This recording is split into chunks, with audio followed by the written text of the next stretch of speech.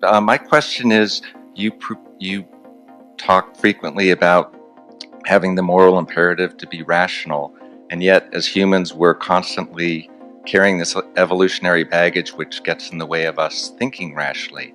Are there any tools or behaviors you embrace to facilitate your rational thinking? The answer is of course. I hardly do anything else. And one of my favorite tricks is the inversion process. And to give you an example, when I was a meteorologist in World War II, they told me how to draw weather maps and predict the weather. But what I was actually doing is clearing pilots to take flights.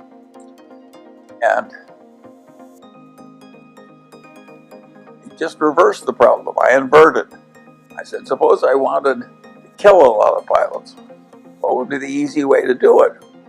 And I soon concluded that the only easy way to do it would be to get the planes into icing the planes couldn't handle, or to get the pilot to a place where he'd run out of fuel before he could safely land.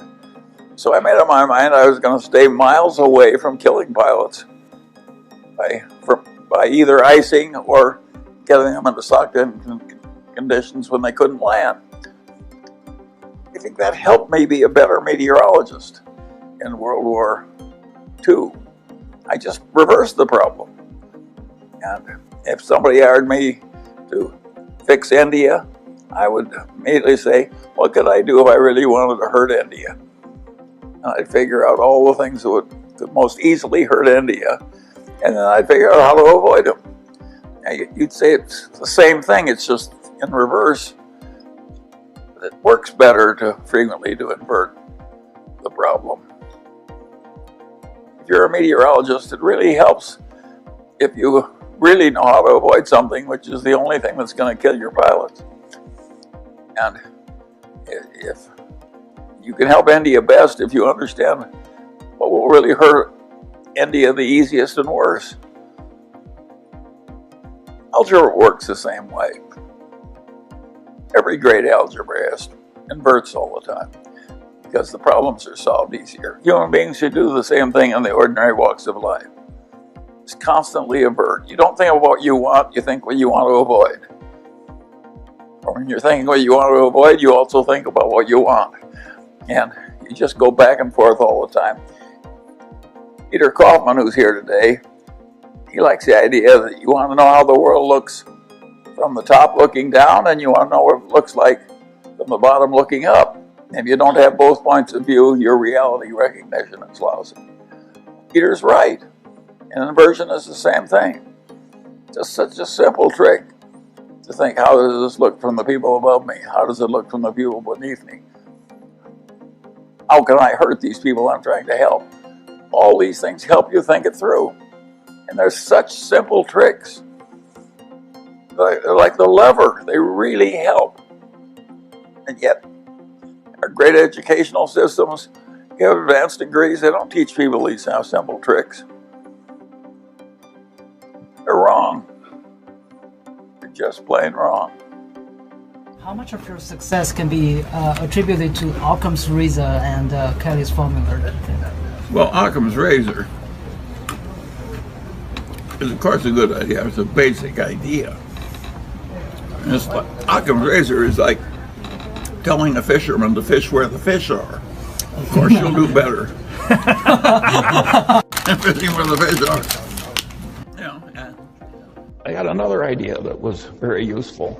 I always liked Occam's razor. Now, that is a wonderful way to think. You can argue that Einstein's whole career was just a marvelous demonstration of Occam's razor. E equals mc squared is a pretty damn simple idea, but think of the power of it. And then Einstein developed, some people say, a corollary, a counter-corollary to Occam's razor. This may be apocryphal because I've never seen it in any original source I trusted, but I've seen Einstein quoted with this observation over and over again. everything should be made as simple as possible, but no more simple. Well, if Einstein didn't say it, he should have said it, because this is a very sound idea. I later developed a supplement to that corollary, and my supplement to Einstein's corollary was that, about Occam's razor, was in messy social science. If the result you're observing is a Lollapalooza, look for a confluence. The topic I'd like to talk about briefly is common sense. Which isn't common. Yes. See? And what people mean when they say a man has common sense is uncommon sense. And usually they don't mean that the man has a narrow little activity he's good at, like knitting sweaters, and he sticks to that.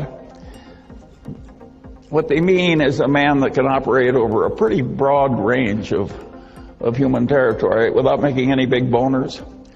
And that is a very important thing to be good at, and the question is how you get it. I was very lucky in my own life, because every place I looked, at the pinnacle, there was a guy that was better than I was. And one of my father's best friends was a great surgeon with a vast mechanical ability. And I knew what this man did with his mechanical abilities in inventing all these spreaders and things he used to do his operation, but I would never be as good as he was. And everywhere I looked, there was somebody like that. And there was all this folly out there, and I suddenly realized, like, if I just avoid all the folly, maybe I can get an advantage without having to be really good at anything. And I kept doing that all my life, and it worked so well that I enjoy sharing it with people like you. It really works to tackle much of life by inversion, where you just twist the thing around backwards and answer it that way.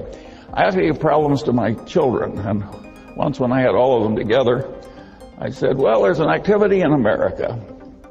There's a one-on-one tournament, and the national champion became the national champion on 2 separate occasions, 65 years apart. Name the activity. And 7 of my children could not remotely do it. The 8th is a PhD physicist, and he did it very quickly. And what he did was he just turned it around. He says, can it be athletic? And he realized that no 85-year-old was ever going to win an athletic thing with the neurological and other deteriorations that are so evident tonight on the stage.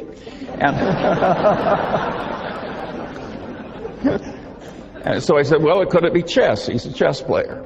And he realized that no 85-year-old was ever going to be the U.S. chess champion. He knows what a chess tournament is like. But that led him to checkers, a game that you could almost master with enough experience. And of course, that was the correct answer. It took him about 15 seconds. All kinds of problems like that look so difficult. When you turn them around, they are quickly solved. And so this process that I've gone through life doing of identifying folly and trying to avoid it has worked wonderfully for me.